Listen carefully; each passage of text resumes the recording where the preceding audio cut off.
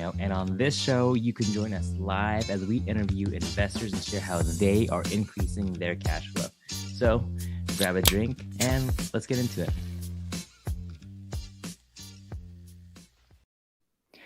All right, so I'm so excited, Sean. Welcome back. You actually are officially, technically, my first repeat guest. So congratulations. Thank you so much, Josh. It's happy to be back on your show. How you doing today? I know that you just moved, so how's Texas faring in the winter compared to beautiful sunny California? Not gonna lie, I do miss it in Bay Area sometimes, but surprisingly, everything that we want is also here in Texas. Restaurants are great, malls are a bit bigger, and same thing with all the things that we were doing in the Bay is here as well. So can't complain. Although I have to say, it is interesting that I finally see snow in my backyard, whereas before in the Bay Area, I've never seen that before in my life. Yeah, you'd have to look once in a while up on Mount Hamilton, but other than that, it would never. But at least you have no state income tax, so that's right. Why did you guys move to Texas? I guess before we jump into everything. Sure. So I guess for some context for your listeners who may not know who I am, my name is Sean, and I was born and raised in the Bay Area. I went to LA for school and then came back to Bay Area to work for a couple of more years. My wife and I have been living in the Bay for most of our lives, and this was like an opportunity for us to live somewhere else with a lower cost of living. As an example, our home purchase price is probably the same price or less than a down payment would be for a whole home in the Bay Area. So it's pretty ridiculous. And like you said, no personal state income tax. And I think the opportunities for more real estate deals are better here in Dallas versus back in the Bay Area where people are paying $18,000 to $20,000 for one deal for a good fixer up in the Bay. And thank you for that. I think maybe I got a little too excited about your recent move, but so you're a hard money lender. You obviously now have jumped into a variety of different social media platforms, and of course you have, I think you're almost in every single asset class. I feel like, especially now when you add in your now wife. Congratulations again. Yeah. Investments as well. So let's, I know you gave us a short spiel, but again, for the listeners, how did you get started into real estate investing? Yeah, so I got started real estate investing back in 2016, and before that, I was an engineer working on defense programs like satellites for the government, working at Boeing, Northrop Grumman, and partnering with Lockheed Martin. And I went to school at UCLA, got my master's degree in electrical engineering. But the problem was, even though the job itself was cool, working on these big billion-dollar satellites is cool, my coworkers showed me a different side of this W-2 life. They showed me what would happen if I just stayed in this exact position. Because these people were my dad's age, right? They're 30 years older than me. They have kids of their own who are my age, and they're doing the same job that I'm doing. And I thought, wow, in 30 years, I'm going to be just like this guy. And they're chill. Don't get me wrong. They're great people. But they're complaining to me and telling me all the things that I don't want to hear about how they don't feel financially secure. They don't feel like they took the responsibility. They don't feel like they, grabbed life by its reins, right? To do all that they could. And they felt like they missed out and not taking more opportunities when they were younger, taking more risks when they were younger. And we also had a lot of free time at that job. Very early on, I learned how to automate most of my jobs. So I had a lot of free time to read books and learn more. And so basically, with all those factors combined, I started delving deep into financial independence, understanding different businesses. And after even trying different businesses, like trying to sell products on Amazon, I found that real estate investing was the one that was most stable, most consistent. Like almost anyone can get into real estate investing. And as long as you're doing the right steps, you will be successful. Unlike when you try to start a startup company or even sell products on Amazon, even if you do everything right, still things may not work out because there's a big luck factor. Whereas with real estate investing, that luck factor is a lot less. You can buy a rental, the numbers make sense, then you're going to be successful over time. And so that's what got me really into it. I like it. I mean, you looked at who's around you, the space that you're in, and the outcome wasn't significantly different 30 years down the road. So for our listeners, break down your portfolio now. What does it look like? And how are you counting your long-term rentals, your short-term rentals, midterms? So we have a variety of investments right now. In terms of the real estate, we have several 1 to 4 unit properties. Those are basically the ones that we have right now. We haven't ventured into the 5+ unit, commercial real estate yet. But most of our rental properties are scattered throughout the US. We have some properties in California, some in Texas, some in Florida, and some in Georgia. As far as Airbnb goes, those have mostly been, like I had an Airbnb from a flip property that didn't go so well, so we converted to an Airbnb. And then my own personal residence that I used to live in for many, many, many years. When we moved out to Texas, we converted that one to an Airbnb as well because it would help us juice our returns. But for the most part, most of the other ones are all just long-term rentals, very steady. They're handled by professional property management companies, um, and that's basically it. So right now we have 25 units combined with me and my wife. We're under contract for 7 more units, and so we'll be at 32 by early next month. Is that 7, is that a portfolio deal?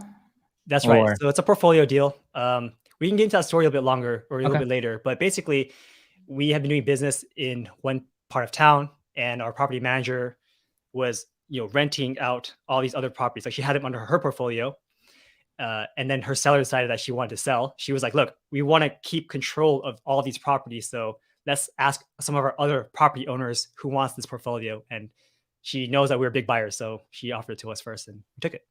Okay. I'm definitely gonna dive into that deal later. Yeah. But let's go into the, kind of the first part of my title here, which is breaking down hard money.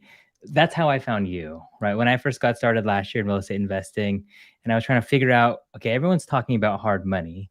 What is it? And you were one of the few people on YouTube that broke down hard money in a way that was concise, that way that was easy to understand, and actually made sense. So for our viewers, and I got a few questions on Instagram. Like, one, what is hard money, and when should you use hard money? Okay, perfect. So just to break down what hard money is, a hard money loan is going to be a loan that's based on the hard asset itself. So unlike a normal loan where you go to like Wells Fargo or Chase, for those companies, they're going to look at you, right? They're going to ask for your W 2, your tax returns, and they want to make sure that the income that you generate from your job can pay for the loan. Whereas for hard money, it's a little bit different. Like we don't care too much about your current income. We care more about, do you have the ability to do this deal, and does the deal itself make sense?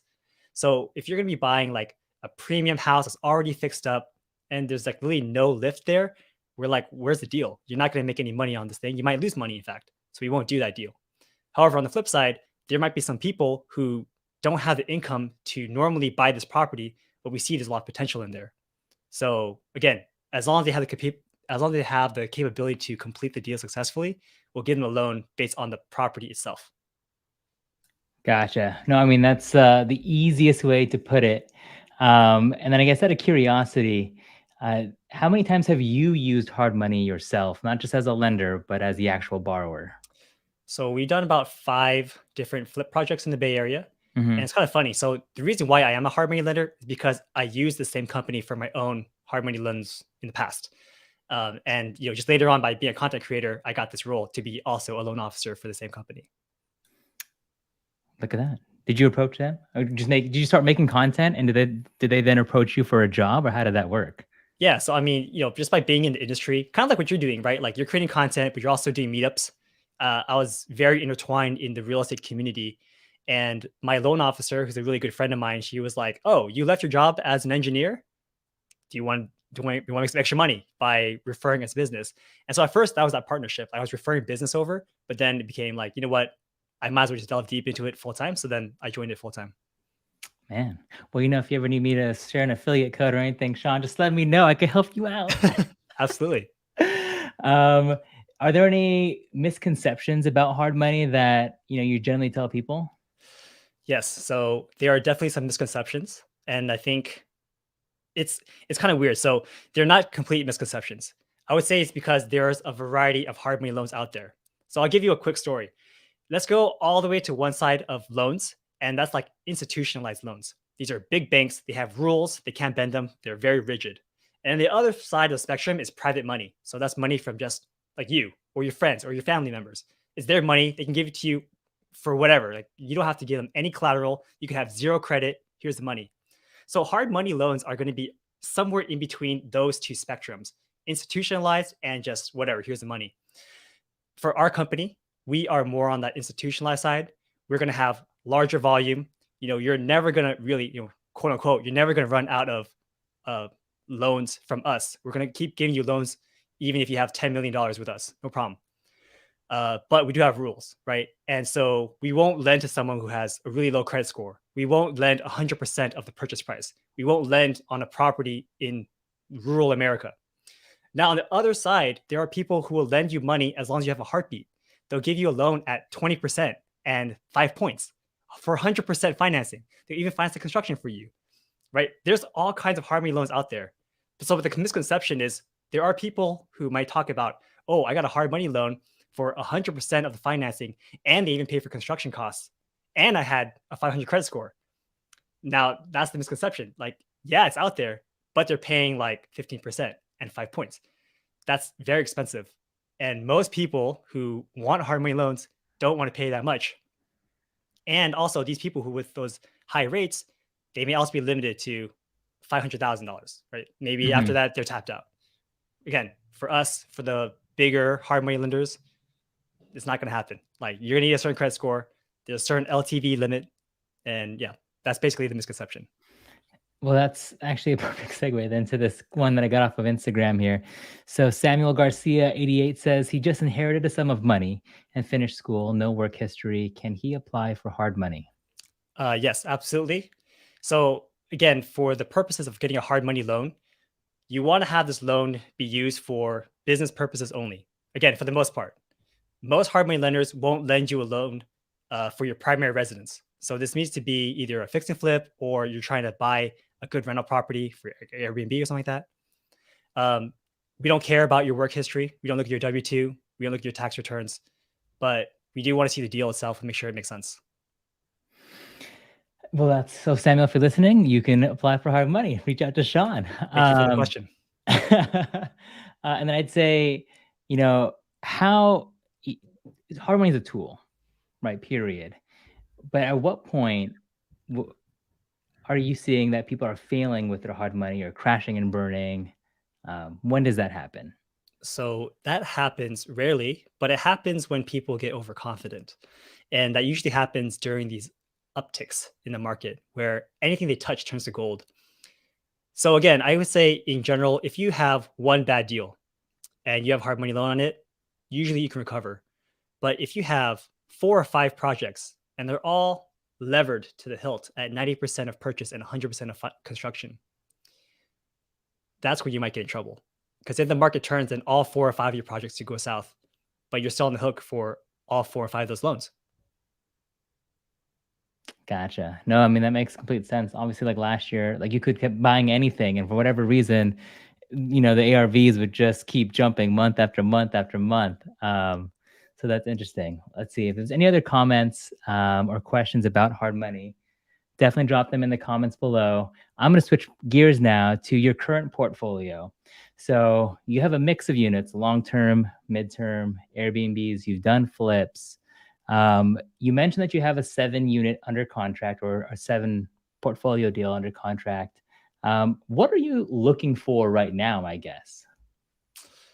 Okay, so honestly, after this 7 property portfolio, we're going to stop buying in that current market for a little bit because we do believe in diversifying our portfolio. We don't want to have all our eggs in one basket. After buying that, we are probably going to look more in the Dallas market, which is one of the main reasons why we moved here. And the thought process is we're either going to, well, the plan is always to do more renovations, right? So the long-term plan is to get really good at renovations here in Texas so that when we go back to the Bay Area, we'll be more proficient and flip houses better over in the Bay. When I was flipping houses in the Bay Area 4 or 5 years ago, it was great. I made a lot of money, but I didn't learn too much because I relied so much on my general contractor and I was busy working a full-time job and trying to manage this at the same time.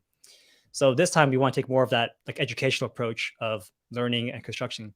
And the question is, do we want to flip the houses or hold it? We'll probably want to hold more of them because we do believe in this current market. If we could hold on to it long term, it'd be better off than just selling it and make a quick profit. Okay. No, that makes a lot of sense. I mean, obviously moved to Texas just for your own personal reasons, tax reasons. Buying a house is ridiculously cheaper in Texas than in California. Yeah. And you did something, speaking about the move with your primary residence that was here in the Bay Area. Can you tell us a little bit about that story? Yeah. You mean just in terms of like converting that to an Airbnb? Yeah. Yeah. So that was interesting. Like we always planned on moving to Texas. We planned on moving it in January. That was last month. And in uh So like in October, we were like, okay, we're gonna move out of this home in the South Bay and move to my wife's parents' house that was empty at the time. So we have a good 2 months of just like supervising and making sure that the Airbnb worked. But man, it was just rough, right? As you know, converting a property into an Airbnb isn't easy because you have to make sure it's basically perfect for these guests. And at the time, we actually wanted to renovate one of our bathrooms. So we renovated it, and literally it took to the very last day that we were complete. And we had a cleaner in there working until midnight just to make sure that it was ready for the guests the very next day. Um, Very stressful, but it pays off. And it's great because now you're able to charge, a high nightly rate for a fully furnished rental property, but with long-term benefits, right? You have a tenant who's staying for 31 plus days because the city that we're in has a short-term rental ordinance where you can't do it in that city unless you have a permit, and you have to live in the house to have the permit. So obviously that's not going to work for us. But if you rent out for 31 plus days, the ordinance goes away. That's not a short-term rental anymore. It's considered a long-term rental. Yeah. No, I mean, we did a very similar thing down in Yucca Valley. We were waiting since, God, I imagine they had a post about that. We were holding for 4 months with like, we had a permit meeting in November scheduled, and that's how far they've pushed us back, was 4 months. We finally just got it yesterday. But that was a good creative solution that you guys actually planned out from day one, I'm assuming, right? Yeah. And let me tell you a bit more about this current Airbnb. Okay. Okay. It does great, right? For the most part, these tenants live for 1 month or plus at a time. So that's, massive income. Hmm. But this is an older home. So for some reason, right after we left, some of the little issues started popping up. Like right now, we have a drainage issue because the drain pipes that were installed were good for 50 years, but this house was built in 1960. So now it's 60 years later. Now the drain pipes are failing. So, but the cool thing is because now that we don't live there anymore, it's a rental property. These are all tax write-offs, right? Yeah. Like we're going to install an AC unit on the property, and that's also a tax write-off as well. So like I don't know, like a lot of issues come up, but these are all very interesting things that happen or just part of our real estate journey. And so are you renting this by the room, or are you doing it by the entire unit? There's no way I would be able to rent it out by the room on a 31-day like stay, especially living way out in Texas. So yeah, it's the whole house. Okay. And then who are you? Are these travel nurses? Are these students, or who's renting the unit? So for the most part, they have been interns or like Okay. people who need to work in this area for a little bit. I have had two families come through as well, mostly because they have like newborns or something and they want to be near family. So that's why Mhm. they're also willing to stay here. And Interesting. also, most recently, we got this. It's weird. It's like a firm who does telecommunications, and they have contractors, and then they scheduled people to live in our Hmm. house. So that was cool too. But they found us all through Airbnb. So you listed on Airbnb. You're not doing Furnished Finder. You're not doing. I don't know. There's a few other places too for Like these search. VRBO and stuff. And here's the thing, Yeah. I am doing them, but I have no hits. Airbnb is the one that's just consistent. So that's cool. We enjoy it. Yeah. And then, would you mind sharing your numbers? Kind of what what you're expecting? How big of the unit? How many guests are staying at one time? Yeah. So this is I guess a typical home in the Bay Area, 1,500 square feet, 3 bed, 2 bath, and it's in the South Bay. Um, and our nightly rate is going to vary between like 165 per night and maybe 185 to 190. So we are a new listing. And again, that's kind of like the downside of having these long-term Airbnbs. You don't get those quick turns of people. So you can't Hmm. get that super host status quickly. You can't Hmm. get like 50 reviews. It's like it takes me a month to get one review. And then who knows what they're going to actually rate me. So that's why in the beginning you have to start slow, right? You're a brand new listing, you have to list a little bit lower, but it's still better because if I rent it out for a normal long-term rental, first of all, I have to get rid of all the furniture there, which costs me money, and second of all, I'll get maybe 3,000 to 3,500. But then the worst thing is also now you're locked in for 12 months. What if I want to move back? I can't. But now with the Airbnb, I can just move back whenever I want. Just stop. Yeah. So now Yeah. that you've had this experience, right? And I feel like midterms is the buzzword right now. I mean, like I haven't made that many YouTube videos, but those are performing significantly better than my long-term ones or anything else. And also just because more and more cities are cracking down, and that permit process, I mean, my experience included, is very similar to a lot of others. Is that now a strategy that you're looking forward to in the future, or how do you see that play coming? So when you say midterm, you're saying, am I trying to do more of this like long 30-day short-term plus? Airbnbs. I don't know, man, because I feel like it's great for what we have. Okay. It's a lot like, it's easier maintenance, right? Because only once a month do I have to bother my cleaner. Only once a month do I have to ask my father-in-law to come and check on the property. Whereas, for a short-term rental, like, I would have to get a property manager, right? There's no way I'm gonna deal with, Mhm. like, 10 turns a month, Mhm. from Texas. Um, but here, if I'm doing it here in Texas and I am close by, then I might do short-term because there's also no ordinance here in Dallas. Which is another reason Yeah. why we chose Dallas over Austin, by the way, because Austin does have an ordinance for Airbnbs, but Dallas Mhm. doesn't. So, yeah, it's hard to say. Gotcha. Okay. I mean, We do it just out of necessity, I would suppose. That's yeah. what we Well, I chose. mean, it was a problem that you guys had to address, and then you came up with a solution that works, and now obviously you can pivot that way, but that doesn't necessarily have to be the focus. So I like Yeah. it. Yep, yep. Okay, the next fun thing I want to dive into, and this is actually why I love talking to other investors who also make content, just because then I get to like get geeky about marketing, which is, the second half really of kind of a passion play for me. But it was interesting because like I watched your account just and like I saw you posting on your stories too, like on TikTok. It was just, oh man, I hit like 100,000. Oh man, and then it was this and this, and I checked today. Now you're at 1.1 million followers on TikTok. First off, congratulations. That's amazing. What did you do that like what changed in your content development? Like what do you think attributed to all of that growth? I appreciate it, man. And it's funny because the last time I was on your show, that hadn't happened yet. And you asked us, like, hey, what's that one piece of viral content that really blew your account up? And I was like, nothing, man. I've been making content for 3 years. Nothing's hit. Everything is just very flat. And then a few weeks later, that thing happened. Um, so yeah, first of all, that was insane. I remember that was like Black Friday, and we were like just chilling, and all of a sudden I see it go up and up and up, and I gained like 300,000 followers in one day, and another 300,000 next day. It's insane. But essentially, what it was is, uh, I just started going to a lot of like conferences. So I guess some backstory for your listeners here. My wife, um, Sharon, is really good at TikTok and Instagram. She had a pretty large following at like 500,000 TikTok followers and 150,000 Instagram followers. And so when I would go to like these other conferences, like Bigger Pockets or FinCon, even, they'd be like, "Oh my god, you're sharing. Like, I love your shut. I love your stuff." And then they say, "Oh, hey, this is my husband. I'm the plus one. So hey, everyone, I'm in the shadows." But then I got to meet all these other content creators who are doing amazing things too. And I guess that inspired me to try it again because I did try it earlier in that year and it didn't go anywhere. But this time when trying it, I just took a lot of advice from people who were professional and did this a lot, and I really just looked at what other people in the same niche were doing successfully. Right, so you can look at other people. Right, you can look at my channel too. You can see, okay, these topics that Sean made, they pop off. These other topics that Sean made, they go nowhere. So then just make the same video of the ones that pop off. Right, obviously don't copy 100%, but you can make the similar topic, and it just seems that people are looking for these certain kinds of keywords and these kind of topics. And if you make your own version, then they will tend to do better.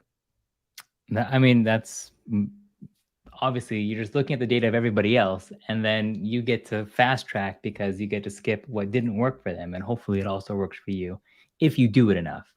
Yeah. So, I Um, mean, I kind of want to add something here too.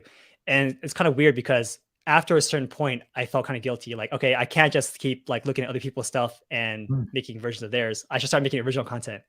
When I started making original content again, it just went down south. So that's telling me something, right? Like, hey, maybe you don't just make up things because you think people like it. Just look at the actual data, and they're telling you this is what people want to see. So make more content around that. yeah.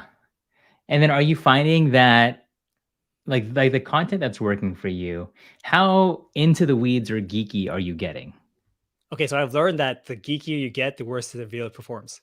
Well, also, hold on, with a caveat there, depends what platform you're talking about. On a podcast here, I can talk about numbers, I can talk about exact things. It's going to do amazing, right? People love that stuff on Mhm. podcasts. Same thing with YouTube for the most part. You can show numbers, it's all good. But if you're talking about numbers on a TikTok, you're going to lose your audience because, who's on TikTok, right? Most of these people are kids, maybe, or people who may not have as much like understanding. So I feel like for short form content, it's all about the concept. Just telling them kind of like ideally, oh, something is different, something's going on. But you don't have to go to the actual numbers, the 0.001 cents. Like Mhm. no one's gonna really grasp that in a 60-second video, right? So that's my understanding at least. Yeah, yeah. I mean, you also have to think about it contextually, right? Like just like you said, on podcasts and on YouTube, people are really going in there to kind of deep dive on a topic. But on TikTok, the next video they scroll with is Amazon hacks, right? So you have to be Or almost in dancing line. videos, right? Dancing videos, memes, jokes. So it's like, are people really going on TikTok to really learn? Like, I don't know. I think they're there to get inspired and learn something really quickly. And they have an idea, then they can go and do other research on like a blog post or YouTube video. Well, since you brought up dance, there was another question on Instagram. Can you do a TikTok dance? We're Dude, like, have you been doing TikTok dances? Like, what's your thoughts on that? my wife forces me to do it sometimes, but so they're all going to be on her account. So if you want to see Sean, that means you also have to follow Sharon and make sure you just follow both of them anyways. There you go. Okay. And then this one's from Cashflow Papa. How can you start one or how can one start TikTok as a new real estate agent? um, I mean, you just started. I don't think there's any barrier to entry. So just do it. I guess the real question is going to be like what content to make. Um, from what I've seen, well, I guess first of all, it's like, what's the point, right? Do you want it to do it to drive business? And if that's the case, I would recommend to do content based on your area. So, for example, I'm new to Dallas. I look up, things to do in Dallas on TikTok, and they have these amazing reels of that. So if you can make something similar for your neighborhood, then you might be associated with being an expert in that neighborhood. So when someone wants to buy or sell a house, then they might think of you. That's an idea. Yeah. Yeah. Okay, so dive a little bit deeper on that. Just out of curiosity now, because I think one of the hardest things as you find virality, as you get obviously more exposure, right? And you have now an audience, is it harder for you to post outside of your genre? I'm sure that you want to post other things just because you're human. Do you Yeah. ever think about that? Yeah. So I guess this is kind of the mess up part about virality and social media. You may be hot one day and then you won't be hot another day. So my 1.1 million followers, that was crazy to me because I boomed, but that was December, right? So it's been 2 months since then, and my accounts have mostly frozen. So even again, like I said, I was posting more original content. I'm still putting out things out there, but they don't pop off as hot as they did back in the past. To me, it doesn't matter because I got what I want out of it. 1.1, I'm happy. That's more than I ever Yeah. even dreamed about. So, I don't really care about growing too much. But that also means that, well, I have the freedom to post whatever I want because it doesn't matter whether I post something real estate related, whether I post something that's not, it's going to be similar results anyway. So, no, I don't feel restricted. I don't feel like, oh, I wish I could post somewhere else. And even if I did, I could always create a new account, right? These things don't cost money. You guys make something if you want to. Yeah. So how has this now impacted your business? Because you were making YouTube videos before about hard money, Yes. and now obviously you have significantly more audience or a large audience. Yeah. What's changed in that sense? So this is the funny thing too. Honestly, I thought it would be better in terms of just like more opportunities would come along. Maybe more people would reach out in terms of loans. But again, it's the dynamic shift. So people on TikTok aren't necessarily looking for hard money loans, right? Um, so in terms of the lending business, I don't think I've gotten any new business from that TikTok growth alone. Hmm. The YouTube channel has been amazing. So if any of you guys out there, if you're trying to be in sales, you're trying to sell anything like real estate related or even loans, YouTube is the place to go. It's amazing. TikTok, not so much, but the thing is, it gives you social credibility, which is also very important. So now, when you talk to people who you've never met before, someone like myself, I'm moving to a new city, and if I was just a brand new person, right, then it's like, all right, cool, nice to meet you. But now it's like, oh, hey, this is me. I have this social profile. They're like, wow, this guy is quote unquote somebody, right? And so you get a little bit more preferred treatment. People a little bit nicer to you, right? They take you a little bit more seriously. They call you back when you call them, right? So I would say that's how it impacts the business. I guess you have another example too. Right now, I'm a hard money lender, right? But it's a service-based job. So sometimes we deal with clients who are also great real estate investors and they expect a certain level of service and performance. Now, again, in the lending industry, there are some things that are out of our control. Things take longer, things get delayed, people get angry. Now, I think normally if I was just another employee, maybe these real estate investors would chew me out. but they know my social presence, they know that I'm an actual human being, then they tend to be nicer to me. I found at least. Interesting. That is really interesting. Um, I mean, obviously, you're in a very niche sales area, right? For one, and the people that you like, I'm sure it's already hard enough to find people who want to use your product, and you're just not finding that immediately that your audience on TikTok is aligned with those same niche within real estate, right? I mean, I guess, but like I said, it does make it better. So I guess I get it as an example. When I went to the Bigger Pockets conference back in October, there are other hard money lenders out there who are at the exact same booth. But because we have a social presence, we have people who want to work with us versus the other lenders. Yeah, because if whoever's hanging out on this YouTube live or watching it on the post play, thank you. By the way, you can like, subscribe, comment, all that good stuff down below. If you made it this far, maybe just comment "Hi Sean" and we'll see if he sees it back. Um, but it's people hang out with you for an hour to watch the video or whatever it ends up being, and so they get to know you. So of course you get that know, like, and trust that everyone always says, right? Exactly. Um, all right, so you've now gotten, some success on one platform. I guess, what are your new goals for social media and for marketing? So, I mean, the cool thing is, I think last year was like the year of growth for us.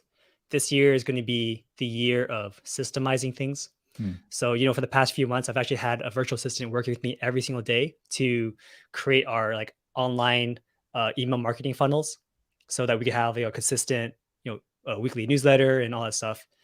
Um, and that's probably the main goal, like systemizing everything so that everything goes smoothly. Whereas before we're doing everything ourselves and we're so busy with our days that often these like very basic things just don't get done because we're so Yeah. busy. Yeah, I mean, I'm sure right? Like you're doing this show after your full-time job. It's harder, and you have a newborn, right? So it's harder to even do more on top of that, like creating email systems and following up and creating platforms and blah blah blah. Yeah, I mean, it's funny that you say that. I am looking diligently for a video editor and or someone to also help with the content development, just because it's just like anything. It's like writing offers, right? It's like a numbers game. You just have to push as much content as possible with, I don't want to say minimal thought, but with efficient thought. Well, I'll tell you something, even on this podcast. So a great real estate investor slash content creator is Ryan Pineda. We've gone to his studio, we've met with him and his team. And yeah, he has a whole team that does almost everything for him. And that's like an amazing system Hmm. where ultimately what he has to do is show up, present, and the team handles everything on the back end. That's the dream for everyone, right? Yep. Yep. Yeah, just obviously make the content that or answer the prompts that your team's already developed based off the data, and then spend a little bit interacting with the audience, because if you don't interact, then your content will flop, I'm sure. It's a community is more important than anything right now. Well, that's the thing too. His team is probably the ones answering the DMs, right? Like Yeah. it's not, I don't think it's him, right? I don't Well, envision that not at least. all of it. I mean, obviously, if he says, "Oh, DM this," and then we'll give you the course discount or whatever it is, that's all an engagement play just to boost the algorithm. But I'm Yeah. sure he still spends a little bit of time in the comments. I don't know. You don't think so? Unless they're friends already. I Man, highly doubt it. I don't know. I mean, so right now you're still managing your social media 100%, or how has that changed? Yeah. So I mean, at least if you're talking to me, oh, here's the thing. If you're talking to me, then yeah, it's me. There's a lot of fake accounts out there, which is kind of crazy, right? That people just copy and then they buy like a lot of followers, so it looks like they're legit, and they say, Mhm. "Hey, you know, I chose you to invest in my crypto platform," and then people actually fall for it. It's kind of weird, but There's so yeah, many of those DMs. I know, right? It's wild. Um, yeah, I mean, that's interesting, in terms of building community. I know I always take like the Gary Vee approach where, I don't know how true this is, at least, but he always says, if you get a comment back, that's always me. I'm like, God, if Gary Vee can comment back, then I should be able to comment back, right? Well, but I just think too, does Gary V comment back on every post? Who knows? Yeah, I don't know. We'll never know. Those are the Yeah. mysteries of social media. It's like the filters. Um, Okay, so again, if you guys are watching this live, if you have any questions for Sean about his portfolio, about hard money, about social media, definitely drop them in the comments below and I can pull them up. There was one here from Gleb. So how much experience or deals should one do before considering this type of loan? And I'm assuming hard money. Yeah, that's a great question. So I guess it goes back to what is the purpose of getting a hard money loan in the first place? I've done loans for people who have no experience. It's their very first deal, but they're doing it for a specific reason. Like they're trying to do a fix and flip, or they know this is an amazing rental property that needs to close quickly. Then yes, getting a hard money loan makes sense.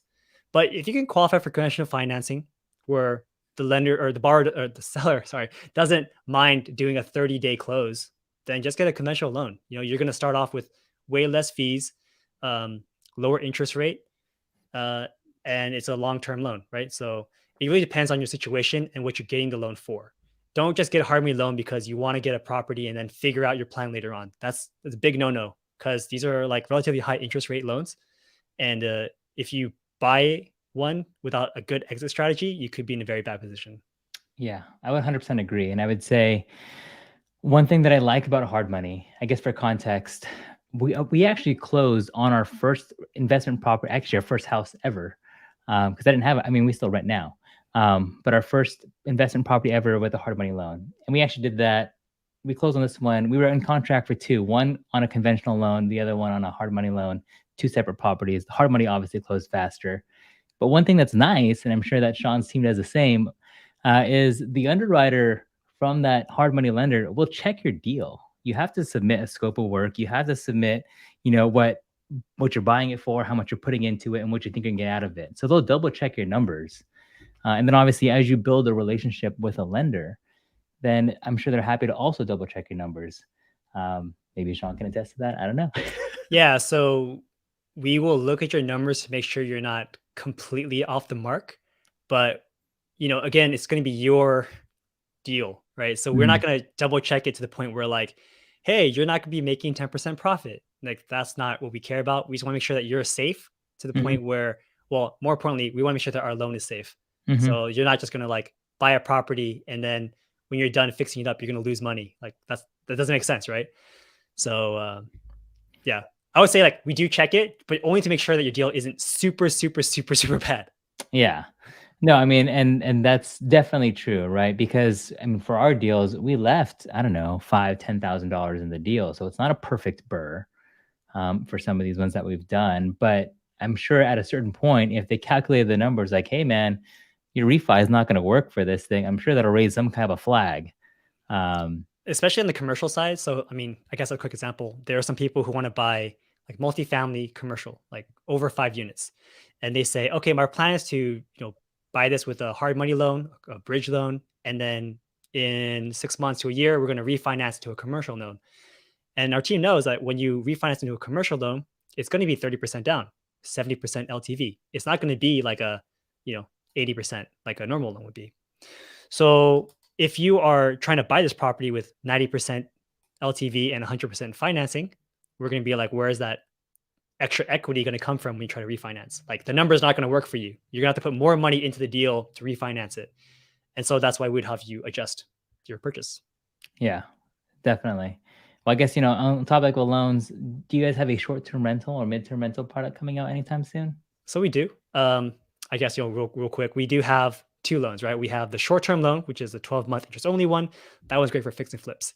Then we also have a long-term rental loan product. So that one is a 30-year fixed loan. There's different variations of that, like a 5-1 arm, 7-1 arm, even a 10-year interest only version. But they're all 30-year loans. Now, you asked about short-term rentals, right? Like Hmm. Airbnbs. So we can do them, but the leverage is lower. So normally when you do a purchase for a normal single family home, it goes up to 80% LTV. Yep. But for a short-term rental, it drops down to 65% LTV.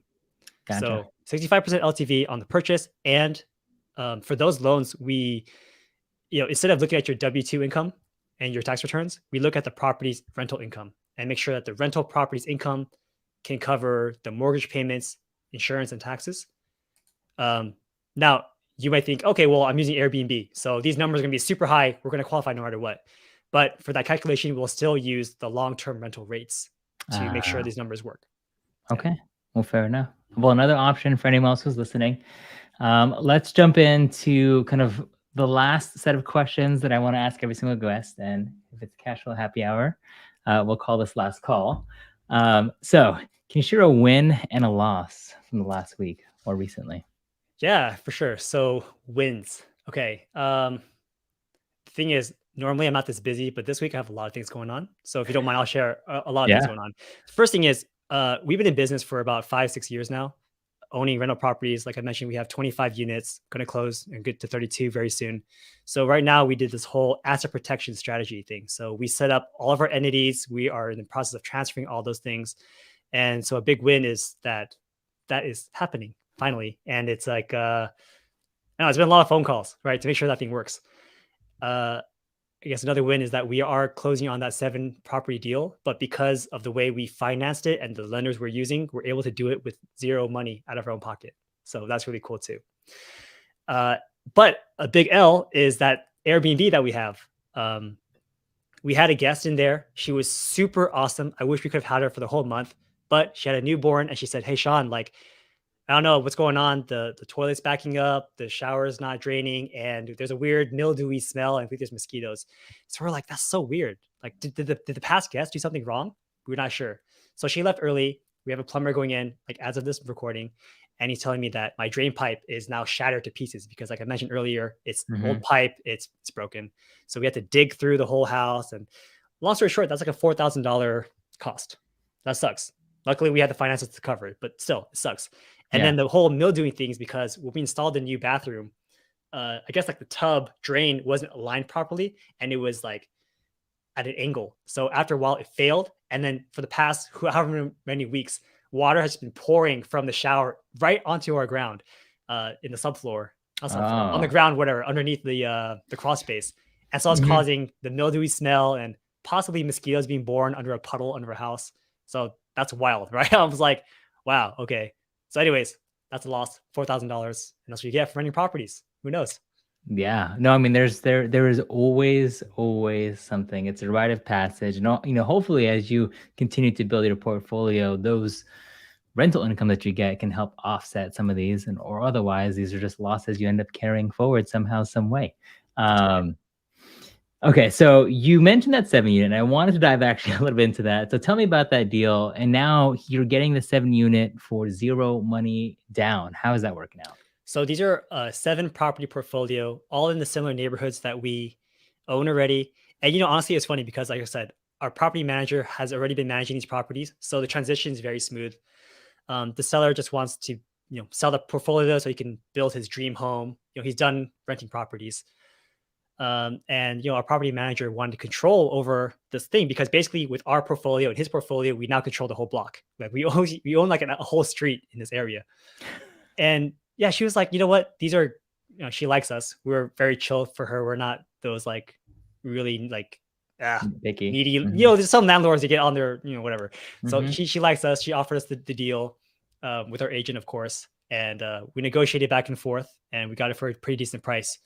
But the cool thing is because we have banking relationships with a local lender in that city, they have a commercial loan program. Okay, so this is not really hard money. This is not commercial financing. This is a commercial loan from a small bank. Mhm. Um, their typical terms are 20-year terms instead of 30-year terms. And they're going to be like 5-year rates. You know what I mean? So it's Mhm. like 5 years and then 5 years is going to adjust. So it's not going to be Mhm. 20 years fixed. But the cool thing is they can do these loans for 85% LTV. Oh. So instead of paying 20% down, you only need 15% down. Now, the other cool thing is they also allow something called cross collateralization, which means that instead of putting money down, you can just collateralize it with another property that you own free and clear. So in that Mm. area, we do own some properties free and clear. So we just say, hey, we're buying this property, tie this property to these ones, and then we close the deal. So we have to have no money out of our pocket. Um, we did obviously pay our earnest money deposit of like a couple $1,000s, but because of the cross collateralization, we can add in the earnest money deposit, any Mhm. closing costs, even insurance into the deal or into the loan, right? So that Yeah. we actually get those money back at closing. So no money out of our pocket. So pretty cool. That is definitely a win. And I'm assuming now, because you're just taking over the portfolio, you're inheriting tenants, there's leases in place, so you're not doing 7 rehabs all at once, but you kinda chip away as it happens then, yeah? Exactly. So again, there are value add components for every property, and we could, but It's also like we don't need to. It already cash flows today. As Mhm. the tenants move out, then we can go in and start doing the work. Yep. But again, no rush. Yeah. Well, congratulations. That sounds like an exciting deal. Um, what else are you looking for? So you mentioned that you were trying to systematize, but is there an asset class or a goal that you have in mind that you're looking for this year? Yeah, like I mentioned, I think because we are in Dallas, we do want to do more real estate here locally in Dallas. And I vision that to be like a single family property near where we are. And then again, turning that into either an Airbnb or a flip. So that's going to be the next goal. More active real estate, I would say. Gotcha. Okay, so if anyone's listening who has a wholesale deal for Sean, make sure to DM him. He still checks his DMs. I answer everybody actually. Look at that. Okay. So the last two questions I have of our last call. I don't know if you touched on this the last time you were on here, but what was the most memorable drink you've had? What did you drink? Who did you have that drink with, and what made it so memorable? So it's interesting. I've been sober for 3.5 years now. Ah, And yeah, like it's crazy. Like I didn't think it was gonna be my last drink, but there it is. So I guess that's probably my most memorable one, even though I don't remember that night very well. So okay. Well, it's a good enough time then. it was a good enough time. But it was weird because like it's not like I had a bad time where I had to quit alcohol. It was just like, Mhm. oh, I wanted a 1 month challenge. See if I could do it. And then 1 month became 2 months, then 2 months became now 3 years. So Yeah, there right you on, go. man. Yeah. Well, that's a neat story. I guess the last question that I have for you is, what's your favorite piece of real estate investing advice that you like to share with people who are just getting started?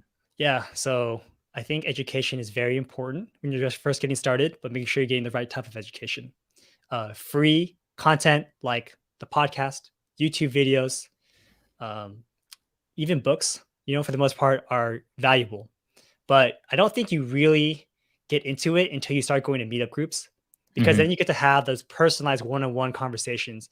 And I don't know, it's kind of weird. Like, there's just a lot of gray areas in real estate investing that you're not going to hear on a podcast. You're not going to find in a book, but you'll be able to understand it from just talking to somebody. Like as an example, in the Bay Area, when you're flipping houses, you're supposed to get permits for everything, right? That's like the legal way to do things. But then when it comes down to it, you're like, do, do I do it? Do I pull the permit? Does the GC pull the permit? Like, how does it work? And you don't know these things until you actually just ask somebody, hey, how did you do that with this guy in this other project? Oh, you paid him cash? Did you 1099 them afterwards? Wait, you don't? Like, oh, how does that work? So, Mhm. anyways, I would say just go to local meetup groups. Obviously, with COVID and everything, be careful with what you do. Maybe go to the virtual ones. Like, I host a virtual meetup event as well. Um, but I would say go out there and talk to people. I would say you want to be, right? Like maybe like you do Airbnb, someone does flipping, someone owns apartment buildings.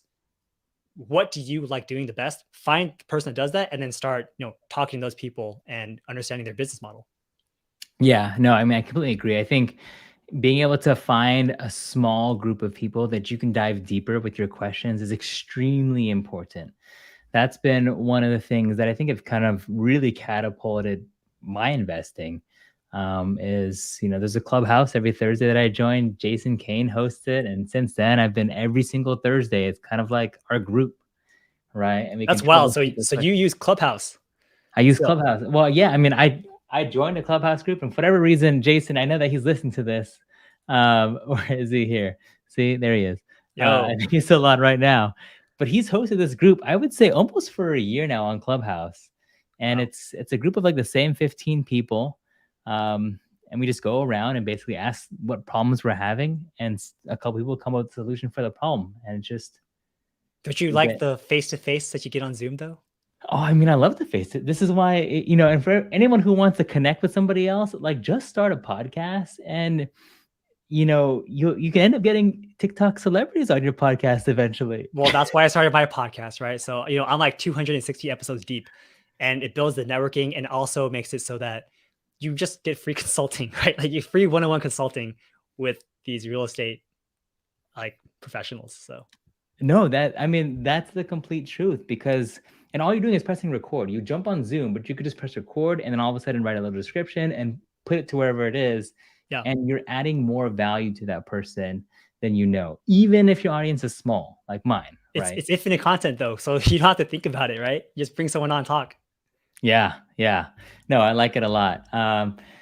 Sean, the last questions that I have for you is, how can someone add value to you right now, or is there anything else that you're looking for? Well, like we mentioned, I am new to the Dallas market. So if anyone is in Dallas, you guys have a deal or you guys know of any great meetup groups, feel free to reach me through my DMs. I have my little tag there on my Instagram at Sean Loves Real Estate. There are a lot of scammers out there, so make sure you get the right Sean. Just be careful. That I've noticed that too. On you posted jokingly a story where I think I've made it because now I have a fake accounts about me. So But then now it's a problem. When I made that post, I only had like 3,000 followers. Now it's like a lot more, and it's like, okay, it's actually an issue because I get DMs every day of people saying, "Hey, this guy's trying to scam me." Even my yeah, high school friends are like, "Sean, did you message my wife?" And I'm like, "No, bro, that wasn't me. I'm sorry." man, yeah, that's interesting. I guess that's why the blue check verified. But I will link if you're listening to this right now. I will link Sean's official profile is down below on the post play, so that way you don't have to go to a fake account. Um, Sean, thank you so much. Is there anyone else that you want to send people as we close this out? Yeah, sure. Josh, I've appreciated you having me on your show today. If you guys also want to hear my podcast, we have the We Love Real Estate podcast over on Apple Podcast and Spotify. We also have my own YouTube channel and, of course, Instagram and TikTok. The handles here at Sean Loves Real Estate.